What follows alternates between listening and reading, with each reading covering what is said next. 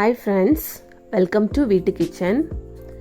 இன்றைக்கி வீடியோவில் ரொம்ப சிம்பிளாக ஈஸியாக செய்கிறது மாதிரி ஒரு டேஸ்டியான ரெசிபி பார்க்க போகிறோம். அதாவது தேங்காய் பால்கோவா எப்படி செய்யலான்னு நம்ம இந்த வீடியோவில் பார்க்கலாம். எங்கள் சேனலை நீங்கள் இப்போ தான் ஃபஸ்ட் டைம் பார்க்குறீங்கன்னா கீழே இருக்கக்கூடிய ரெட் கலர் சப்ஸ்கிரைப் பட்டனை ப்ரெஸ் பண்ணுங்கள். கூடவே பெல் ஐக்கானையும் கிளிக் பண்ணுங்கள். அப்போ தான் நாங்கள் போடக்கூடிய வீடியோஸ் உங்களுக்கு உடனுக்குடனே நோட்டிஃபிகேஷன்ஸில் வரும். வாங்க தேங்காய் பால்கோவா எப்படி செய்யலான்னு பார்க்கலாம்.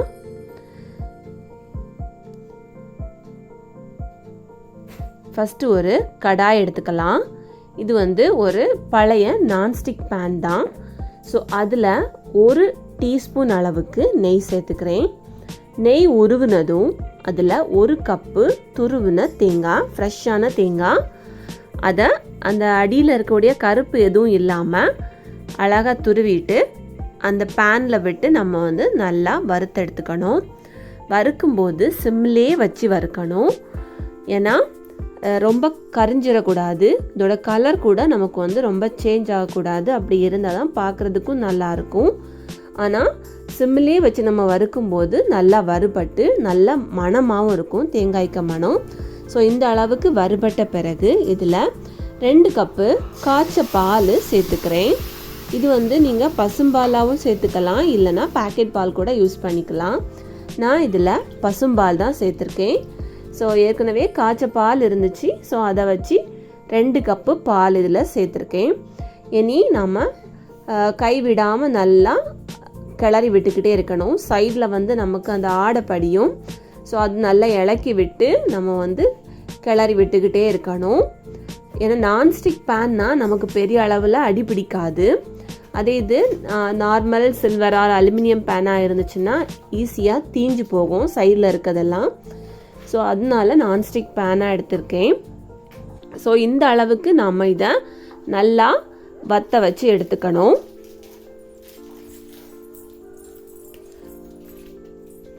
இப்போ இதில் ஒரு 3/4 கப் அளவுக்கு நம்ம எடுத்த அந்த கப்புக்கு 3/4 கப் அளவுக்கு சுகர் சேர்த்துக்கலாம்.